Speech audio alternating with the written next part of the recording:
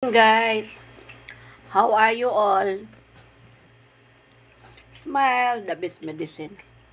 Ayun guys, working muna tayo kay Facebook. Pagising ng mata, cellphone ang kausap. Kape tayo guys. Black coffee muna tayo ngayon guys. No? Sarap ng pagkain. So kagahapon, nag-ano ako ng yesterday, nag-cook ako ng manok guys, no? Fried chicken. Ito na yun guys, oh. Yan. Tira-tira lang guys kay kagabi, pamani kinain. Ayan guys, ang sarap. Yummy. So, ang ginagawa ko dito guys, sa no, simple lang. Lagyan lang ng konting asin. Tapos, yung isang buong manok guys, lagyan ng 2 itlog lang yun. Siyempre, i-mix mo.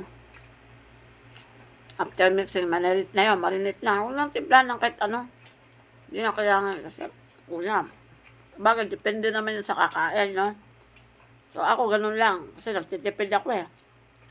Tamang ulam lang, no? So, asin lang guys. Parang 2 itlog. After, marinate mo na yun. Lagay mo muna sa freezer. So, in the morning mo yun gagawin. Pagdating ng gabi, tamang-tama yun. Medyo may konting yelo-yelo yung konti yun. Hindi pa ganun katigas. Then, nga, lalagyan mo ng crispy fry. Kahit anong gusto mong pangalo para pang palutong ba. Guys, kaya na yun. Of course, pag pinirito mo, syempre, nakalutang sa mantika para pantay yung luto. So now, ito na guys, oh. Yummy.